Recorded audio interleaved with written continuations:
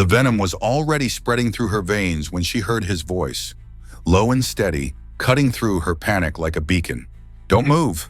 Stay with me." Eliza blinked through tears of pain, her vision blurring at the edges as she watched the stranger kneel beside her. His hands moved with practiced precision, crushing leaves between his fingers until they released a pungent sap. The mountains around them seemed to spin as the snake's poison worked its way through her system. "Who are you?" she gasped. The man's eyes met hers, dark, intense, but surprisingly gentle. "Someone who's trying to keep you alive," he said, pressing the herbal poultice against the angry puncture wounds on her ankle. "Not now, breathe. This is going to hurt." The pain shot up her leg like liquid fire. She'd been hiking alone on this remote trail for 3 days, determined to clear her head before returning to the suffocating reality awaiting her in Seattle. Now, her carefully planned escape was ending in disaster. "Drink this," he ordered, offering a small vial of amber liquid. "All of it?" Eliza hesitated, her corporate-trained instincts flaring with suspicion. "It's medicine," he explained firmly. "We're miles from the nearest ranger station, and that was a timber rattler. Without this, you won't make it." With trembling hands, she swallowed the bitter concoction. "My name is Daniel. Daniel Reed." "Eliza," she managed. "Eliza Winthrop." She didn't tell him the rest, that she was Eliza Winthrop of Winthrop Industries, that her sudden disappearance had likely sent her father's security team into overdrive, that the business empire she was meant to inherit was probably in chaos without its reluctant heiress. "The venom's spreading fast," Daniel murmured. "We need to get you somewhere safe. My cabin is about 2 miles northeast of here." "I can't walk," Eliza whispered. "I'll carry you." Before she could protest, he gathered her into his arms. Her pack he slung over his shoulder, the added weight seemingly insignificant to his lean frame. There was strength in his body that belied his quiet demeanor, strength that came from living in these mountains rather than building it in some sterile city gym. As he moved with surprising grace through the wilderness, Eliza fought to stay conscious. The forest passing around them was beautiful in the golden afternoon light, but she could barely focus on it through the haze of venom-induced fever. "Stay with me, Eliza," Daniel said whenever her eyes began to close. "Tell me why you're out here alone." "Needed space to think," she said between labored breaths. "Too much noise in the city." Daniel nodded as if this made perfect sense. "The mountains have a way of clearing the mind." "You live out here?" she asked, fighting to stay present. 5 years now. Built the cabin myself." Through the trees ahead, Eliza caught glimpses of a small wooden structure nestled against a hillside. The cabin was modest but sturdy-looking, with a stone chimney and a small covered porch. It blended so perfectly into its surroundings that she might have missed it entirely if hiking past.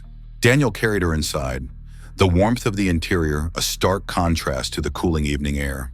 With careful movements, he laid her on a narrow bed covered with handmade quilts. The cabin was simple. One main room with a stone fireplace, a small kitchen area, shelves lined with books and jars of dried plants, and a door that presumably led to another room. "Home, sweet home," Daniel said with a hint of irony as he moved to start a fire.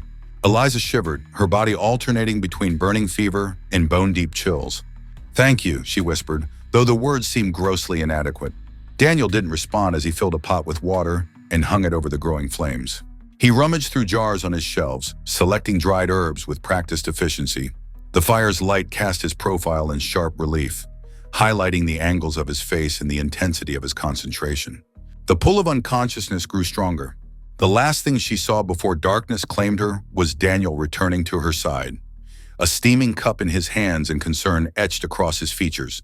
"Stay with me," he urged, his voice following her into the void. She didn't know how much time had passed when she next opened her eyes. The cabin was dark except for the glow of the fire and a single oil lamp. Daniel sat beside her bed, his head bowed as if in deep thought, one hand resting on her wrist to monitor her pulse. "Am I dying?" Eliza asked, her voice a fragile whisper. Daniel's head snapped up, relief washing over his face. "Not anymore. The fever broke about an hour ago." "How do you feel?" She considered the question. The searing pain had subsided to a dull throb, and the terrifying sense of slipping away had passed. "Never said we're better," she managed. "Alive thanks to you." He shrugged off her gratitude. You're strong. Most people would have given up by now." "I'm not most people," Eliza said, a hint of her usual determination returning. Daniel's mouth curved into the barest hint of a smile. "I'm beginning to see that." He helped her drink some water and a bitter medicinal tea. In the firelight, she could see him more clearly. He was probably in his mid-30s, with dark hair streaked prematurely with silver at the temples. His face was weathered by the elements but handsome in a rugged way. There was something in his eyes that suggested he'd seen more than his share of life's darker corners. "How do you know so much about snake venom?" she asked. Daniel hesitated. "I was a combat medic, 3 tours in Afghanistan. You learn to work with what you have when medical supplies are scarce." The simple explanation answered so many questions while raising dozens more. Eliza wanted to press further, but exhaustion was pulling at her again. "Rest now," Daniel said. "We'll talk more tomorrow." As she drifted back to sleep, Eliza realized with strange clarity that for the first time in years, no one knew where she was. No security team monitoring her movements, no business associates tracking her schedule, no father checking her whereabouts.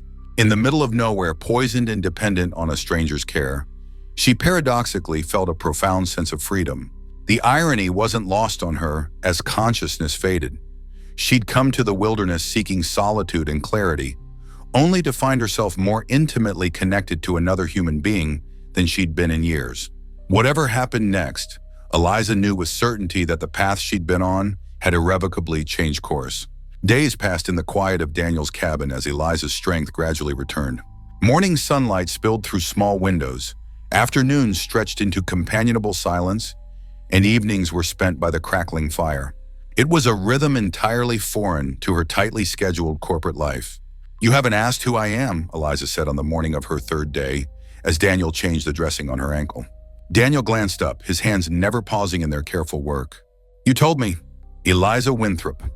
That's my name, not who I am. Out here, that's all that matters." He secured the bandage with practiced efficiency. "The force doesn't care about titles or bank accounts." The answer startled her. "How do you know I have either?" Daniel shrugged. "Your hiking boots cost more than my monthly expenses. Your watch is a limited edition. The satellite phone in your pack is top of the line." He paused. "Plus, you have the posture of someone used to being listened to." Eliza felt her cheeks warm. She was used to being recognized. Her face had been in enough business magazines. But this clinical assessment of her wealth felt more exposing somehow. "I don't judge," Daniel added, standing. "We all have our burdens to carry." "What's yours?" she asked, the question slipping out before she could stop it. Daniel's expression closed off. "Rest. You need it." The day passed slowly. Daniel left to check his traps and gather herbs, giving Eliza time alone with her thoughts. She examined the cabin. Shelves of books with notes in the margins. Jars of dried plants meticulously labeled. Simple tools maintained with obvious care. Everything spoke of purpose, of intention. When Daniel returned, he carried freshly caught fish and wild greens. As he prepared their meal, Eliza broke the silence. "I run Winthrop Industries," she said. "Or I'm supposed to. My father still treats me like I'm 12, and the board watches for any sign of weakness." Daniel nodded, continuing his work. "That explains the search helicopters." "What?" Eliza jerked upright. "Helicopters. When?" "This morning. 2 of them, sweeping the trails about 5 miles west." He glanced at her. "They won't find us. This valley doesn't appear on most maps." Eliza felt torn between relief and concern. Her father would be beside himself with worry. The company would be in chaos. And yet, the thought of being found filled her with a strange dread. "Should we signal them somehow?" she asked, her voice betraying her conflict. Daniel studied her face. "Do you want to be found, Eliza?" The question hung in the air, simple yet profound. Did she? Part of her knew her responsibilities demanded it. Yet another part, a part she barely recognized, wanted nothing more than to remain hidden in this cabin with this enigmatic man. "I don't know," she admitted. Daniel nodded as if her answer made perfect sense. "Then we wait until you do." As the days stretched into a week, Eliza's ankle improved enough for short walks. Daniel taught her to identify medicinal plants, showed her how to navigate using only the sun and stars, shared knowledge earned through years of solitary living. "Why did you come here?" she asked one evening as they sat by the fire, the question she'd been holding back since her arrival. Daniel was quiet for so long she thought he might not answer. "I was a medic in Afghanistan," he finally said, his voice low and even. "In my 3rd tour, we were ambushed. Supply lines cut off. I had a friend, Jake, with a shrapnel wound. I tried everything, used every technique I knew." He stared into the flames. "It wasn't enough." "I'm sorry," Eliza said softly. "After that, I couldn't go back to conventional medicine. Everything felt wrong. Too sterile, too removed from actual healing. His gaze returned to the present, focusing on her. So I came here, where healing is immediate and necessary, where I have to rely on myself and what I know, not on systems that can fail at the worst possible moment. Eliza absorbed this, seeing Daniel in a new light. His isolation wasn't escape, it was a deliberate choice to practice a more direct, personal form of healing. "Thank you," she said, "for telling me." On her 10th day in the cabin, they were walking near a small stream when they discovered an injured fox kit, its paw caught in what looked like an old trap not set by Daniel. With gentle hands, he freed the small creature, examining its injured leg. "Can we help it?" Eliza asked, surprising herself with how much she wanted to save this wild thing. Daniel carefully wrapped the fox in his outer shirt. "We can try." Back at the cabin, he cleaned the wound and made a tiny splint. The fox, which Eliza named Rusty, became part of their daily routine. As they nursed it back to health, something shifted between them, a partnership forming around this shared act of healing.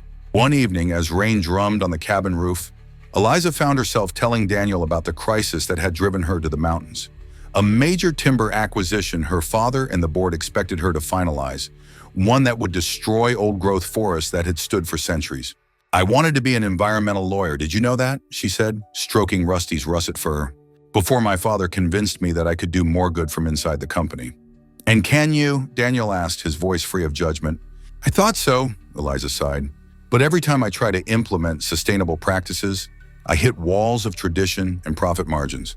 This deal would be the final nail, cutting down trees that were already ancient when Columbus arrived."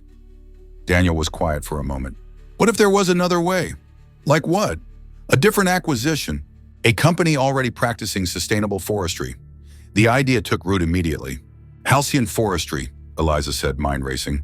"They've pioneered selective harvesting techniques. Their yield is lower, but their practices preserve the ecosystem and actually increase land value long term." "Sounds like a better legacy," Daniel observed. Eliza looked at him, seeing not just the solitary healer, but a man of profound wisdom. "Yes, sir," she said softly. "It does." 2 weeks after the snake bite, Eliza stood on the cabin porch, watching dawn break over the valley. Her ankle was nearly healed, her mind clearer than it had been in years. She knew she would have to return soon, face her father, confront the board with her alternative proposal. The thought no longer filled her with dread. Something had changed within her, a certainty, a rootedness she'd never possessed before. Behind her, the cabin door opened. Daniel joined her, offering a mug of steaming tea. They stood in comfortable silence, shoulders almost touching as the sun climbed higher. "When I go back," Eliza said finally, "everything will be different." "How so?" "I'll be different." She turned to face him. "I know now there's another way to be. Another way to live." Daniel's expression softened, something warming in his eyes that made her heart beat faster. "Will you come back?" he asked, the question carrying weight beyond its simple words. Eliza held his gaze. "Yes," she answered without hesitation. "If you'll have me." Before Daniel could respond, the distant thrum of helicopter blades broke the morning stillness. Eliza felt her stomach drop as a sleek black aircraft appeared over the ridge, heading directly for the cabin clearing. "That's my father's helicopter," she said, recognizing the Winthrop Industries logo. "How did he find us?" Daniel's expression grew serious. "Someone always finds what matters enough to look for." As the helicopter descended, sending pine needles and dust swirling, Eliza reached for Daniel's hand. Their fingers intertwined, a silent promise exchanged in the moment before their peaceful world collided with the one she left behind. The cabin door stood open behind them, a threshold between worlds that Eliza now knew, with absolute certainty, she would cross again. The helicopter's downdraft bent the grass and wildflowers as it settled in the clearing. Vernon Winthrop emerged, tall, distinguished, impeccably dressed in a tailored suit that looked absurdly out of place in the wilderness. 2 security personnel flanked him, scanning the surroundings with professional vigilance. "Elizabeth," he said, using her full name as he always did. "Thank God you're alive." "Hello, Father." Eliza remained on the porch, still holding Daniel's hand. "How did you find me?" "Satellite imaging," he replied dismissively. "We've had teams combing these mountains for 2 weeks." His gaze shifted to Daniel, assessing and calculating. "Who's this?" "This is Daniel Reed. He saved my life when I was bitten by a rattlesnake." Vernon's expression softened marginally. "Then I owe you my thanks, Mr. Reed." He extended his hand. Inside the cabin, Vernon took in the rustic surroundings before turning back to his daughter. The board is in crisis mode. The timber acquisition is stalled. We're losing ground to competitors. I've been thinking about that deal, Eliza said, her voice steady. I have concerns about the environmental impact. We've been over this. The environmental assessments meet all legal requirements. Minimal legal requirements, Eliza countered. Those forests took centuries to grow. We'd be destroying something irreplaceable for short-term profit. Vernon's jaw tightened. You're talking about billions in potential revenue. I'm talking about our legacy. And I have an alternative proposal. Halcyon Forestry has developed sustainable harvesting techniques that preserve old growth while still yielding profitable lumber. Acquiring them instead would position Winthrop Industries at the forefront of sustainable business practices. A tense silence fell as Vernon considered her words. Eliza held his gaze steadily, aware of Daniel's quiet presence across the room. 2 days, Vernon finally said. You have 2 days to present a convincing case to the board. The helicopter will return for you tomorrow morning. After Vernon departed, Daniel placed a steaming mug of tea before Eliza. You're going back, he said. It wasn't a question. I have to, Eliza replied. This is my chance to actually change things, to redirect the company towards something more sustainable. Isn't that worth fighting for? What about after? Daniel asked. If you win this battle, what comes next? I don't know. More battles, I suppose. A complete overhaul of our resource management practices. All from within the system that created the problems in the first place? Systems can change, she said. They have to, or they collapse. Yes, Daniel agreed. But people rarely change, especially those with power and privilege to protect. Some people change, she said softly. I have. They fell silent, each lost in thought. Outside, the day had reached its full glory, sunlight dappling through the trees. Will you come back? Daniel asked suddenly. Eliza looked at him, at the man who had saved her life, who had taught her to see the forest as a living pharmacy, who had shown her a different way of being in the world. Yes, she said simply, if you'll have me. Something shifted in Daniel's eyes, a warming, an opening. This place isn't on any map, but you'll find it. That evening, they walked to the ridge overlooking the valley. The view was spectacular, miles of untamed wilderness stretching to distant mountains. I understand now why you chose this, she said. Why you stayed. It heals something in you that you didn't know was wounded. As they made their way back to the cabin, Eliza found herself memorizing everything. The particular slant of sunlight through the pine needles, the soft cushion of moss beneath her boots. In her small bedroom, Eliza began gathering her few belongings. She would miss this, miss him. Miss the version of herself that had emerged in this place, stronger, clearer, more authentic than the person who had fled into the wilderness 3 weeks ago. But she wasn't fleeing anymore. She was walking deliberately toward a challenge, armed with new perspective and determination. And perhaps if she was very fortunate, she would find her way back to this hidden valley, to the man who had shown her a different way of being in the world. The Winthrop Industries helicopter arrived at dawn. Eliza stood on the cabin porch, her backpack at her feet, wearing the same hiking clothes she'd arrived in. Daniel emerged from the cabin, Rusty cradled in one arm. Just until his paws fully healed, he explained. Then he goes back to the wild where he belongs. I'll be back, she said, holding his gaze. Daniel nodded once. I know. The journey back to civilization was jarring. The helicopter's noise, the sudden transition from wilderness to the gleaming tower of Winthrop Industries headquarters in downtown Seattle. In her private bathroom, Eliza stared at her reflection. The woman looking back was noticeably different from the one who had fled into the mountains. Her skin was tanned, her body leaner, but the most striking change was in her eyes. Clear, focused, untroubled by the anxious need for approval that had driven her for so long. By the time she entered the boardroom, Eliza had prepared her presentation with meticulous care. Facts, figures, projections, all arranged to support an argument that came from a place deeper than mere business strategy. Gentlemen, ladies, Eliza nodded, thank you for accommodating this meeting on such short notice. We're just relieved to have you back safely, said Harold Jennings, the eldest board member. Your father told us about your misadventure, Eliza smiled slightly. Not a misadventure, Mr. Jennings. An education. She launched into her presentation, laying out the case for acquiring Halcyon Forestry instead of the larger timber company. Her argument was comprehensive, covering financial projections, regulatory landscapes, market trends, and the premium consumers were willing to pay for sustainably sourced products. The days of clear-cutting forests for short-term profit are ending, she concluded. Environmental regulations will only become more stringent. Companies that adapt now will thrive. Those that resist will be left scrambling. Vernon Winthrop leaned forward. An impressive presentation, Elizabeth, but it still doesn't address the immediate revenue shortfall this alternative would create. Short-term thinking is exactly what's destroying our planet, Eliza replied. And it's ultimately bad business. By year 3, the profit margins start to exceed the conventional model, and by year 5, they're significantly higher. I move we take this to a vote, Vernon said finally. The motion passed by the narrowest of margins, 7-7, with Vernon casting the deciding vote in favor of Eliza's proposal. After the board members departed, Vernon remained. You've changed, he observed. Yes, Eliza agreed simply. It suits you. He stood. Though I'm not sure it suits the role you're meant to fill. Eliza met his gaze steadily. Perhaps the role needs to change then. A ghost of a smile touched Vernon's lips. Perhaps. He moved toward the door, then paused.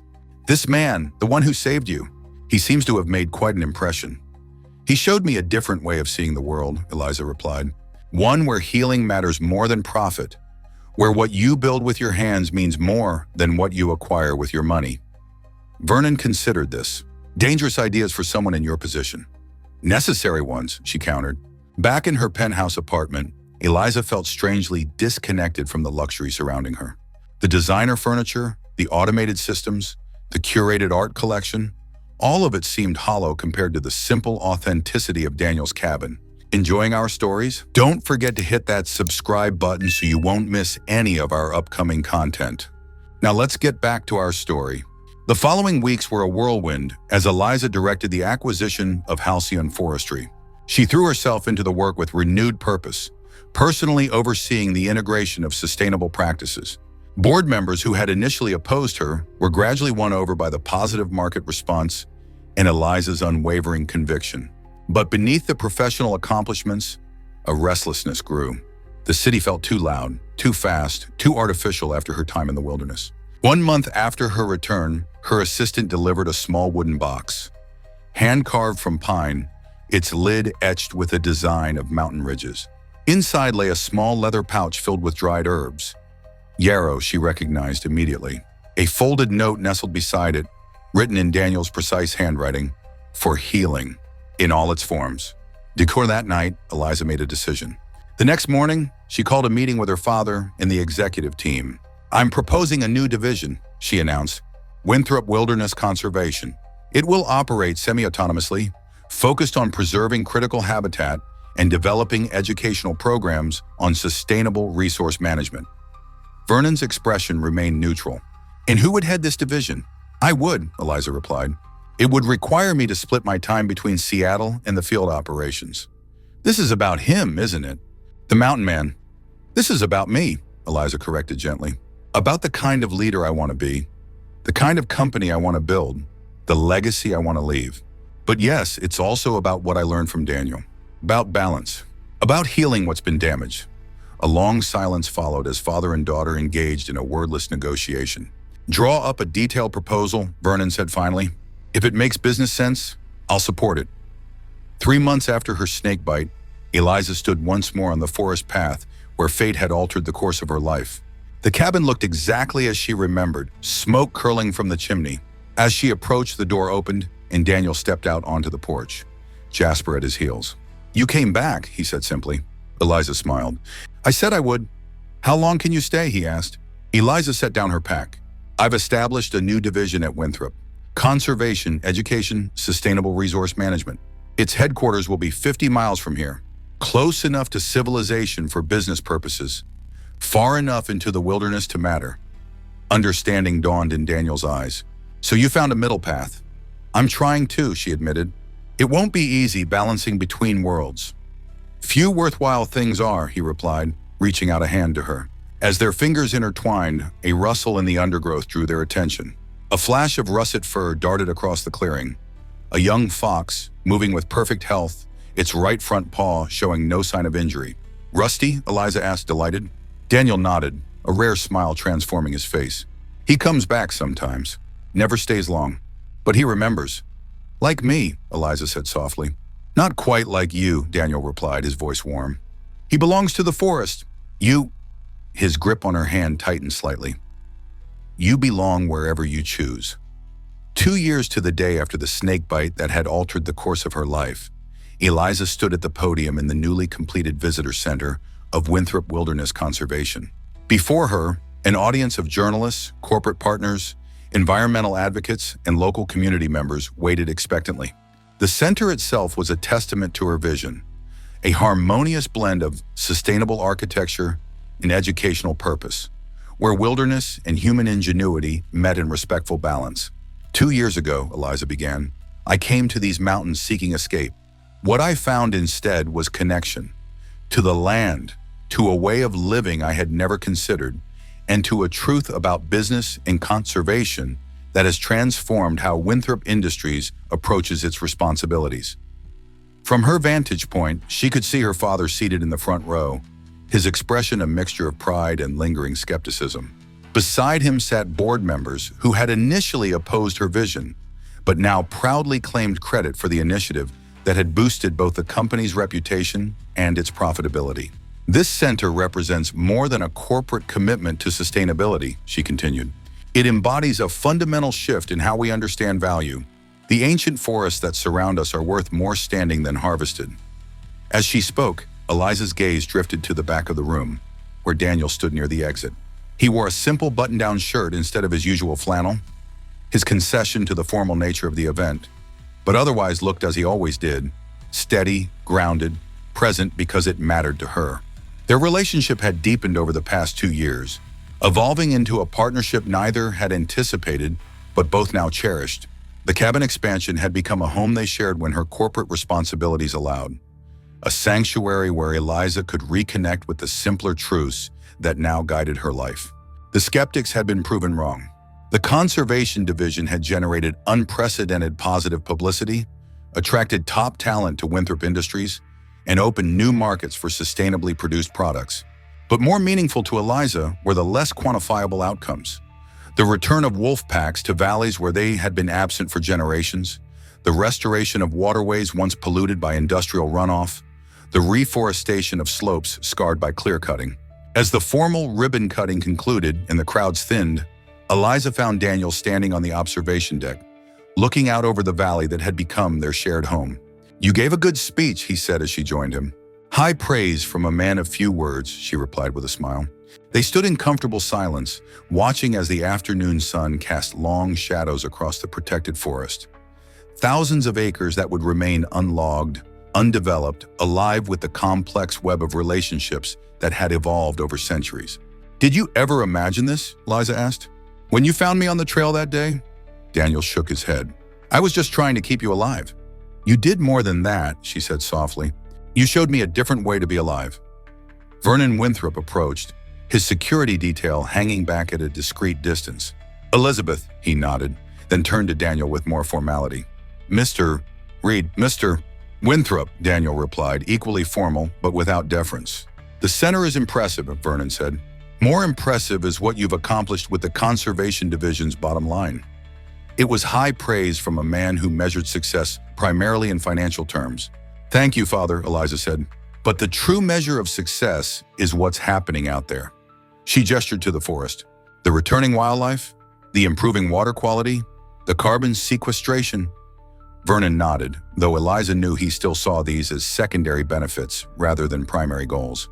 They had reached a detente over the past 2 years, Vernon acknowledging the business case for her vision, Eliza accepting that transformation within Winthrop Industries would continue to be incremental. As twilight deepened, Eliza and Daniel made their way down from the observation deck, walking the trail that led away from the center and deeper into the forest. The sounds of civilization faded, replaced by the evening chorus of birds and insects, the whisper of wind through pine needles. Home? Daniel asked simply when they reached the fork in the path, one branch leading toward their cabin, the other back toward the road. Home, she confirmed, taking his hand.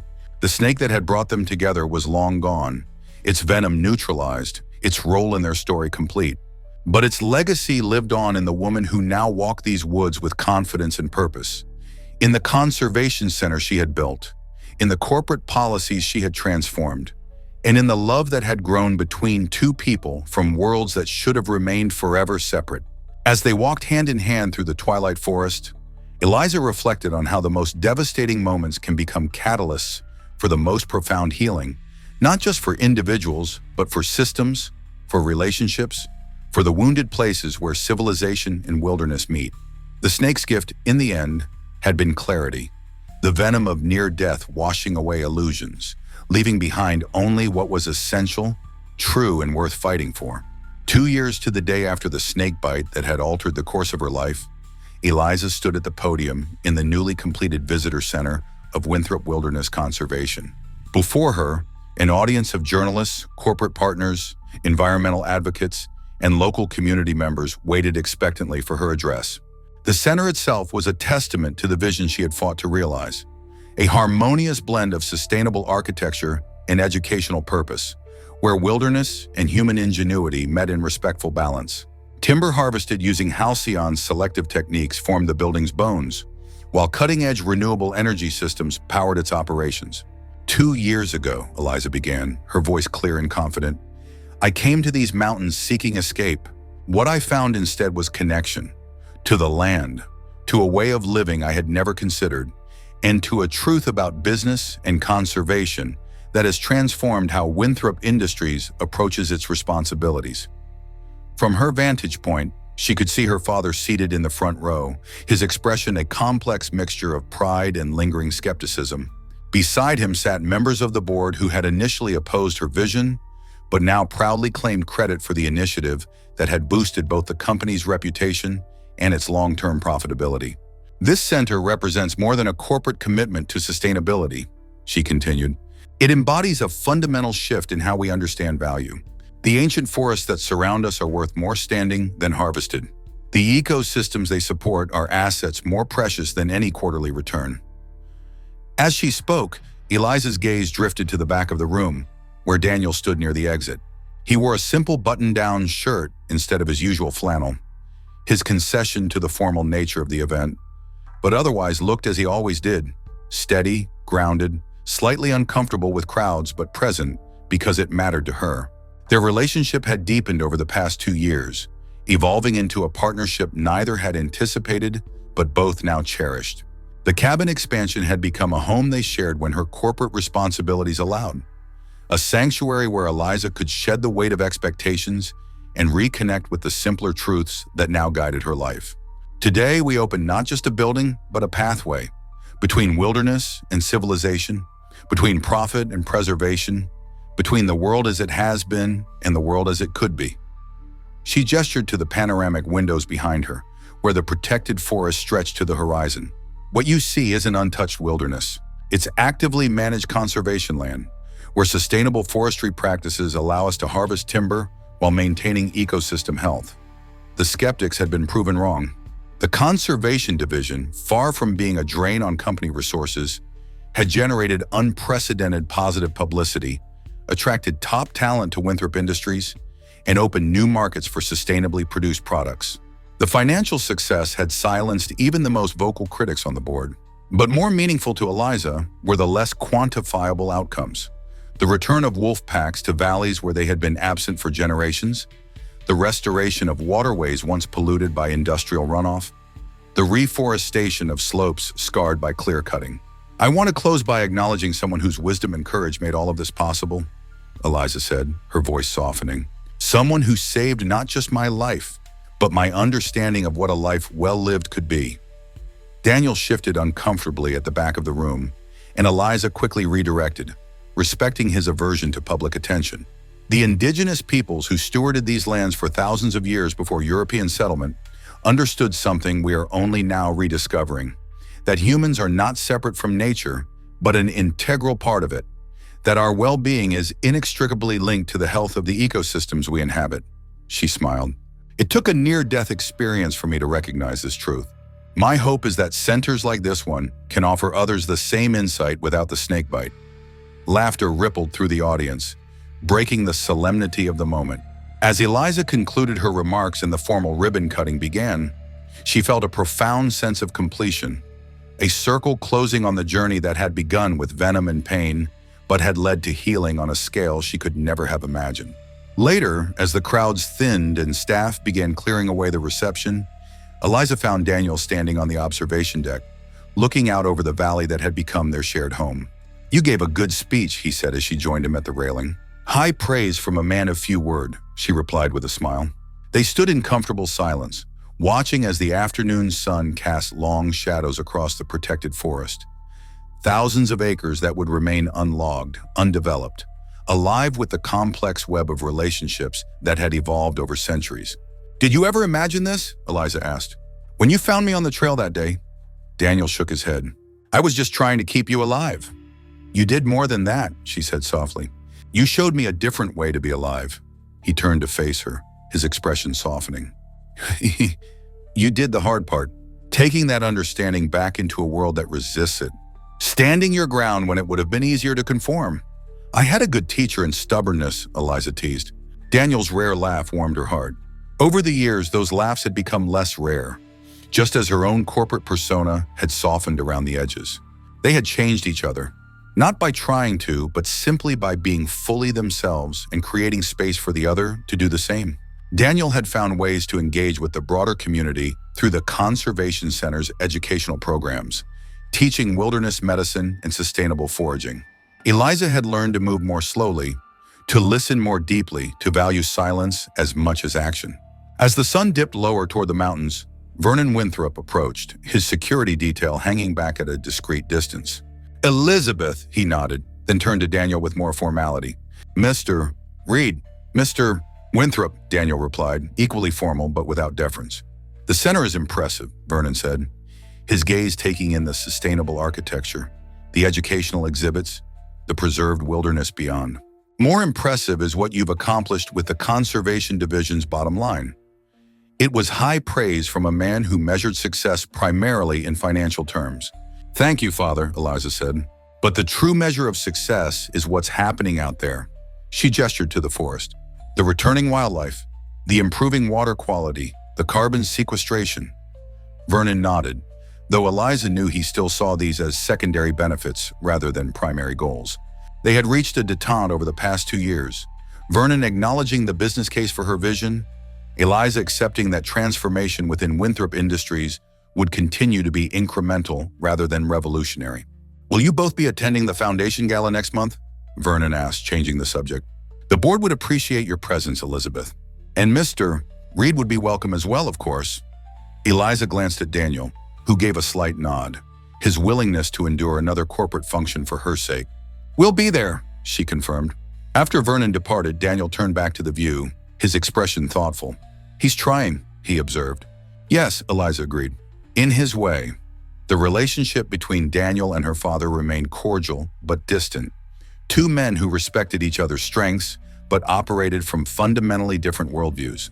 Vernon had never quite forgiven Daniel for encouraging Eliza's transformation away from the corporate warrior he had raised her to be, while Daniel remained wary of Vernon's transactional approach to relationships. But they had found common ground in their care for Eliza and in their recognition, however differently expressed, of the value of the work she was doing.